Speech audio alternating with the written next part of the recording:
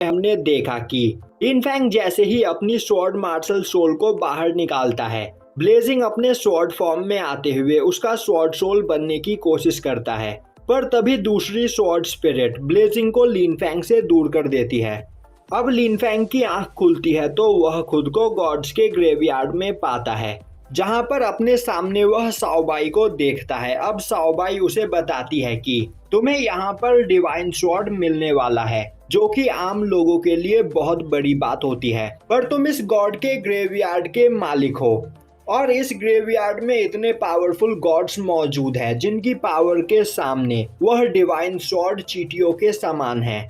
यह सुनकर लिन फैंग काफी हैरान होता है। साओबाई बोलती है, अभी तक तुमने इस गॉड के ग्रेवयार्ड की 1% पावर को भी नहीं देखा है, तो मैं चाहती हूँ कि तुम वहाँ पर जाकर उन दोनों डिवाइन स्वॉर्ड को अपने स्वॉर्ड सोल के रूप में एक्सेप्ट करो, क्योंकि जब तक तुम इस ग्रेवयार्ड के पूरी पावर को एक्सप्लोर नहीं कर लेते तब तक तुम्हारी मदद वह दोनों डिवाइन स्वॉर्ड करेंगे।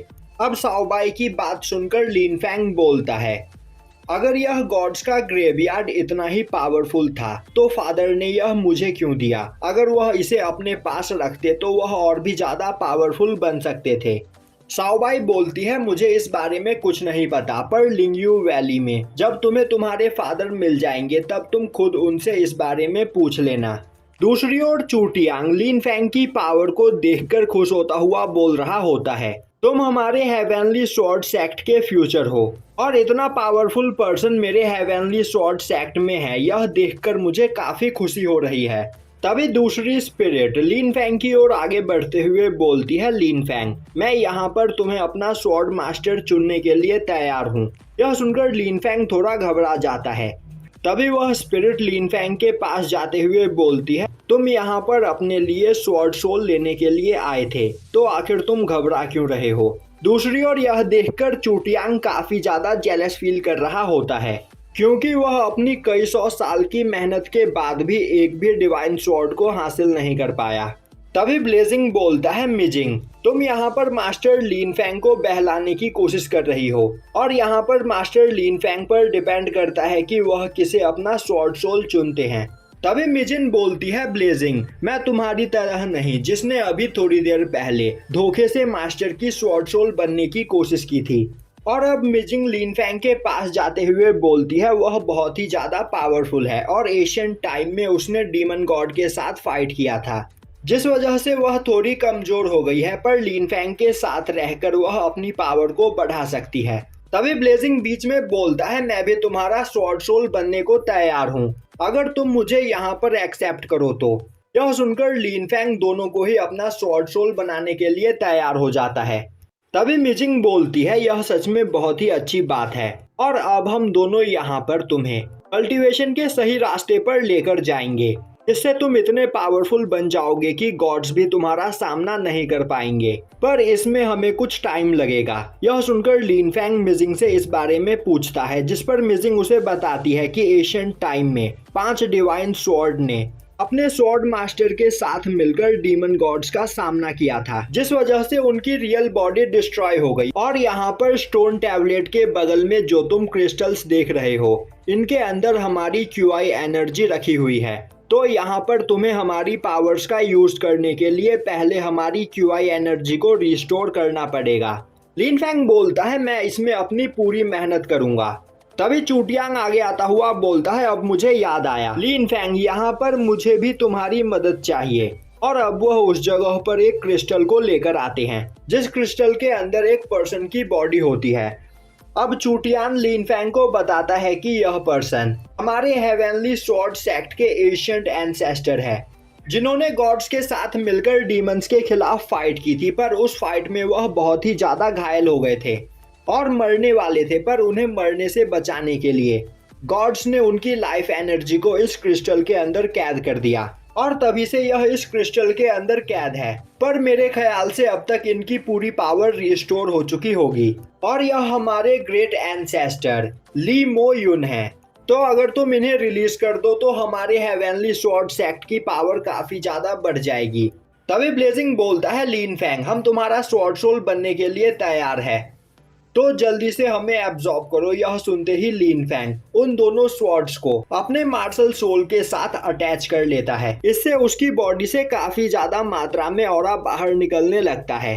दूसरी ओर तीनों एल्डर हेवनली स्वॉर्ड सेक्ट के हॉल में मोबी के साथियों के साथ बैठे हुए होते हैं और वह मोबी को समझाने की कोशिश कर रहे होते हैं, पर मोबी बोल रहा होता है कि यहाँ पर लिन फैंग ने मेरे ग्रैंडसन को मारा है, तो चाहे कुछ भी क्यों ना हो जाए मैं लिन फैंग को जरूर मारूंगा।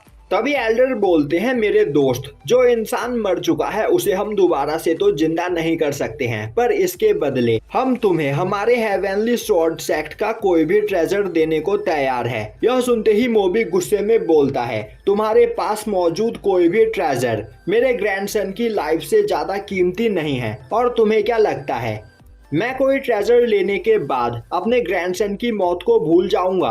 पर इसके बावजूद अगर तुम मुझे कुछ देना चाहते हो तो तुम्हारे पास जितने डिवाइन स्वॉर्ड्स मौजूद है उसे हमारे हवाले कर दो। यह सुनते ही एक एल्डर बोलता है, अगर हम डिवाइन स्वॉर्ड को कंट्रोल कर पाते तो यहाँ पर तुम्हारे साथ बैठकर बात नहीं कर रहे होते। यह सुनते ही मोबी खड़ा होते हुए बोलता है, तो अगर तुम मुझे डिवाइन स्वॉर्ड नहीं दे सकते हो तो बात करने का कोई फायदा नहीं। लिन फैंग को मेरे हवाले कर दो और यह मामला यहीं पर खत्म हो जाएगा। यह सुनकर सिनर परेशान हो जाती है। वहीं पर मौजूद सभी एल्डर्स को भी कुछ भी समझ में नहीं आ रहा होता है।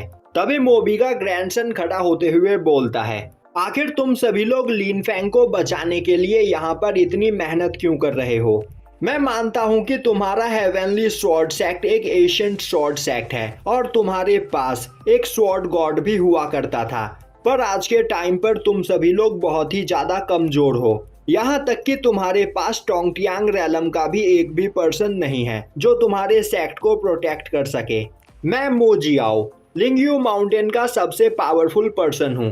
अभी मेरी कल्टीवेशन थोड़ी कम है, पर मेरा कल्टीवेशन बेस सबसे ज्यादा पावरफुल है। और तो और मेरी पावर को देखकर होली स्पिरिट आइलैंड के लोग भी मेरे साथ मिलकर काम करने के लिए तैयार है। यह सुनकर सभी एल्डर्स काफी ज्यादा हैरान हो जाते हैं, क्योंकि होली स्पिरिट आइलैंड के लोग बहुत ही ज्यादा पावरफुल है और उस आइलैंड पर एशियन टाइम के कई सारे गॉड लेवल ट्रेजर्स हैं, जिनकी पावर का यूज करके वहाँ के लोग टोंगटियांग रैलम से भी ज्यादा पावरफुल हो चुके हैं। मो जियाओ बोलता है, मैं इतना पावरफुल हूँ कि तुम्हारे हेवनली स्वॉर्ड सेक्ट को बस कुछ घंटों के अंदर ही पूरी तरीके से डिस्ट्रॉय कर सकता हूँ।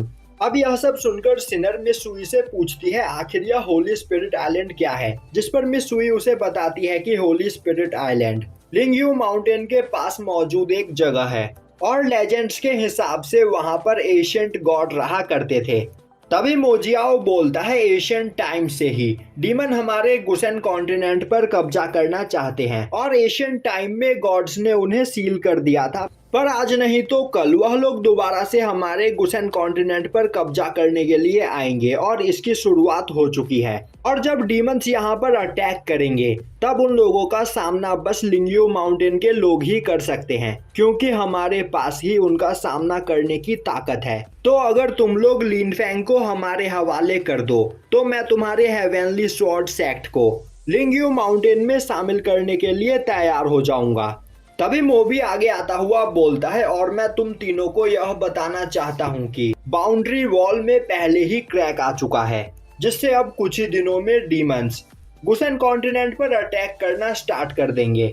यह सुनकर एल्डर्स को यकीन नहीं होता है। तभी मोबी बोलता है, अगर तुम्हें मेरी बात पर यकीन नहीं तो तुम अपने स्टार मार्शल हॉल से ही इस बारे में क्यों नहीं पूछ लेते हो, और अगर डीमंस ने अटैक किया तो तुम लोग सबसे पहले मारे जाओगे, क्योंकि तुम लोग सबसे कमजोर हो। इसीलिए हमारा ऑफर एक्सेप्ट करो, लिन फैंग को हमारे हवाले करके हमसे हाथ मिला लो। वहीं खड़ा मो जियाओ सोच रहा होता है, मैंने लिन फैंग के बारे में थोड़ी इन्वेस्टिगेशन की, जिससे मुझे पता चला कि आज से 1 साल पहले किसी ने लिन फैंग की मार्शल सोल को उससे छीन लिया था, पर उसके कुछ दिनों के बाद ही लिन फैंग के पास एक नई मार्शल सोल आ गई और वह पहले से भी ज्यादा पावरफुल हो गया। इसका यह मतलब है कि लिन शाओटियान ने लिन फैंग को एक बहुत ही पावरफुल ट्रेजर दे रखा है, जिसकी मदद से वह इतना पावरफुल बन पाया है।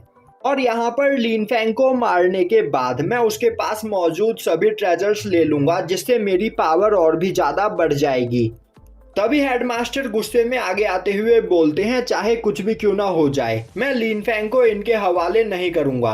तभी मास्टर बाईचैन भी खड़े होते हुए बोलते हैं, हम लोग अपने फायदे के लिए अपने डिसाइपल को नहीं मार सकते हैं, और अगर हमने इन लोगों के साथ हाथ मिला भी लिया तो इसकी कोई गारंटी नहीं कि यह लोग हमारी मदद करेंगे। और यहीं पर यह एपिसोड खत्म हो जाता है।